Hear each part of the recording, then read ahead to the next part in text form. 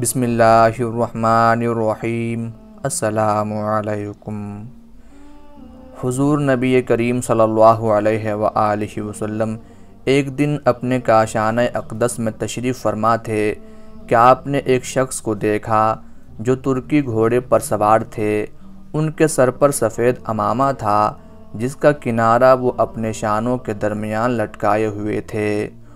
حضور صلی اللہ علیہ وآلہ وسلم ان کو دیکھ کر تیزی سے اٹھ کھڑے ہوئے اور باہر جا کر اپنا دست مبارک ان کے گھوڑے کی عیال پر رکھ دیا اور مصروف گفتگو ہو گئے۔ جب واپس گھر کے اندر تشریف لائے تو ام المومنین حضرت عائشہ صدیقہ رضی اللہ تعالی عنہا نے عرض کیا، آپ نے ایک دم کھڑے ہو کر مجھے اس شخص سے ڈرا دیا۔ حضور صلی اللہ علیہ وآلہ وسلم نے پوچھا، کیا تم نے اسے دیکھا تھا؟ انہوں نے عرض کیا، جی ہاں۔ حضور صلی اللہ علیہ وآلہ وسلم نے فرمایا، بھلا تم نے کس کو دیکھا تھا؟ ام المومنین نے عرض کیا، وہ حضرت دحیہ کلبی تھے۔ حضور صلی اللہ علیہ وآلہ وسلم نے فرمایا، نہیں، وہ حضرت جبرائیل علیہ السلام تھے۔ حضرت دحیہ کلبی رضی اللہ تعالی عنہ جن کو یہ شرف حاصل ہوا کہ حضرت جبرائیل علیہ السلام کبھی کبھی ان کی شکل میں رحمت عالم صلی اللہ علیہ وآلہ وسلم کے پاس آیا کرتے تھے، حضور صلی اللہ علیہ وآلہ وسلم کے ایک نہایت مخلص صحابی تھے۔ حضرت دحیہ کلبی رضی اللہ تعالی عنہ کا تعلق عرب کے مشہور قبیلہ بنو کلب سے تھا۔ حضرت دحیہ کلبی رضی اللہ تعالی عنہ شرف اسلام سے کب بہرور ہوئے اس کے بارے میں اہل سیر نے تصریح نہیں کی، صرف اتنا لکھا ہے کہ وہ قدیم الاسلام تھے، البتہ بدر میں حاضر نہیں تھے۔ ہاں، اس کے بعد احد، احزاب، خیبر وغیرہ عہد رسالت کے تمام غزوات میں سرور عالم صلی اللہ علیہ وآلہ وسلم کے ہم رکاب تھے۔ حضرت دحیہ کلبی رضی اللہ تعالی عنہ کو حضور صلی اللہ علیہ وآلہ وسلم سے بے انتہا محبت اور عقیدت تھی۔ آپ صلی اللہ علیہ وآلہ وسلم بھی ان کو بہت عزیز جانتے تھے۔ ایک دفعہ آپ صلی اللہ علیہ وآلہ وسلم کے پاس کچھ قیمتی چادریں آئیں، ان میں سے ایک چادر آپ نے حضرت دحیہ رضی اللہ تعالی عنہ کو عطا فرمائی۔ علامہ ابن اسیر رحمۃ اللہ علیہ کا بیان ہے کہ ایک مرتبہ حضرت دحیہ رضی اللہ تعالی عنہ نے 2 موزے رسول اکرم صلی اللہ علیہ وآلہ وسلم کی خدمت میں ہدیہ پیش کیے، آپ نے وہ قبول فرما کر پہن لیے۔ صلح حدیبیہ کے بعد سرور عالم صلی اللہ علیہ وآلہ وسلم نے ہمسایہ بادشاہوں اور عرب کے کچھ مقتدر لوگوں کے نام دعوت اسلام کے خطوط بھیجے۔ ان میں سے ایک مکتوب گرامی رومی شہنشاہ ہرقل کے نام تھا۔ یہ مکتوب گرامی آپ نے حضرت دحیہ رضی اللہ تعالی عنہ کے سپرد کیا اور انہیں ہدایت فرمائی کہ اسے بصرہ کے حاکم کو پہنچا دیں، وہ اسے ہرقل کے پاس بھیج دے گا۔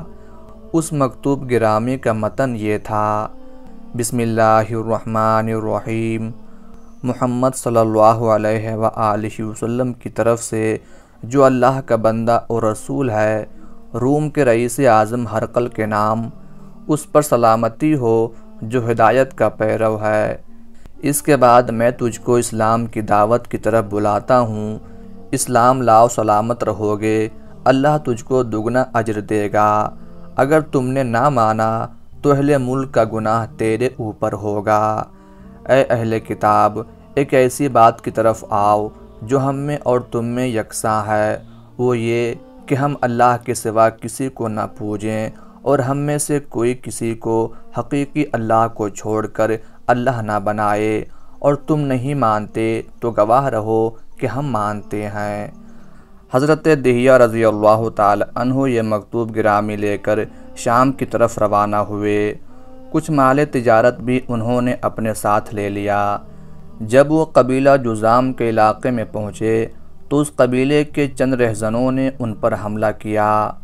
اس قبیلے میں چند خاندان مسلمان ہو چکے تھے، انہیں پتہ چلا تو وہ فوراً دوڑے اور حضرت دحیہ رضی اللہ تعالی عنہ کا مال جو وہ تجارت کے لیے لے جا رہے تھے ڈاکوؤں کے ہاتھ سے چھڑایا۔ لیکن حضرت دحیہ رضی اللہ تعالی عنہ جذامی رہزنوں کی اس حرکت پر اس قدر غضبناک ہوئے کہ واپس مدینہ منورہ آ گئے اور سرور عالم صلی اللہ علیہ وآلہ وسلم کی خدمت میں سارا واقعہ عرض کیا۔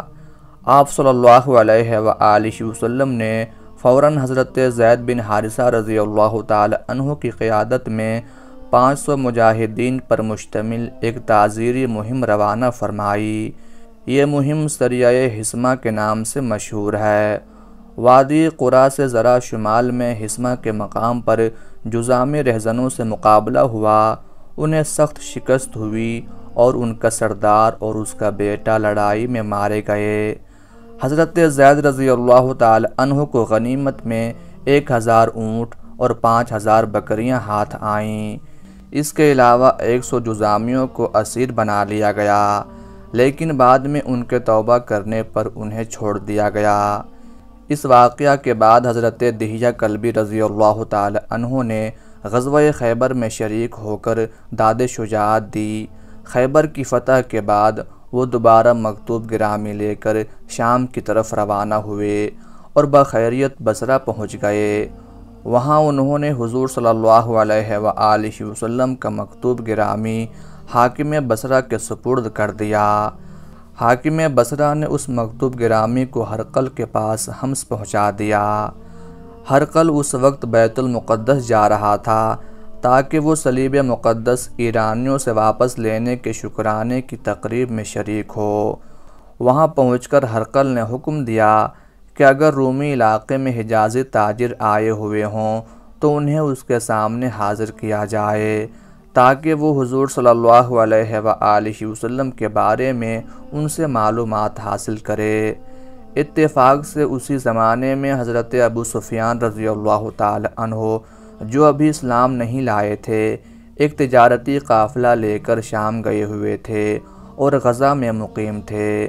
رومی افسر اس قافلے کو ساتھ لے کر ہرقل کے دربار میں حاضر ہوئے تو اس نے ترجمان کے واسطے سے ان لوگوں سے پوچھا، برادران عرب، تم میں سے کون اس مدعی نبوت کا سب سے زیادہ قریبی رشتہ دار ہے؟ حضرت ابو سفیان رضی اللہ تعالی عنہ کہتے ہیں، میں بول اٹھا کہ میں ان کا سب سے زیادہ قریبی رشتہ دار ہوں۔ یہ سن کر ہرقل نے حکم دیا کہ اس کو یعنی ابو سفیان کو میرے قریب لا کر بیٹھاؤ اور اس کے ساتھیوں کو اس کی پیٹھ کے پیچھے بٹھا دو۔ پھر اپنے ترجمان سے کہا کہ ان لوگوں سے کہہ دو کہ میں ابو سفیان سے اس شخص کے یعنی محمد صلی اللہ علیہ وآلہ وسلم کے حالات پوچھتا ہوں، اگر یہ مجھ سے کسی بات میں جھوٹ بول دے تو تم فوراً اس کا جھوٹ ظاہر کر دینا۔ ابو سفیان کا قول ہے کہ اللہ کی قسم اگر مجھے یہ غیرت نہ آتی کہ یہ لوگ مجھ کو جھٹلائیں گے تو میں آپ صلی اللہ علیہ وآلہ وسلم کی نسبت ضرور غلط گوئی سے کام لیتا۔ خیر، پہلی بات جو ہرقل نے مجھ سے پوچھی وہ یہ کہ ان کا خاندان تم لوگوں میں کیسا ہے؟ میں نے کہا وہ تو بڑے اونچے عالی نسب والے ہیں۔ کہنے لگا ان سے پہلے بھی کسی نے تم لوگوں میں ایسی بات کہی تھی؟ میں نے کہا نہیں۔ کہنے لگا اچھا ان کے بڑوں میں کوئی بادشاہ ہوا ہے؟ میں نے کہا نہیں۔ پھر اس نے کہا امیروں نے ان کی پیروی اختیار کی ہے یا کمزوروں نے؟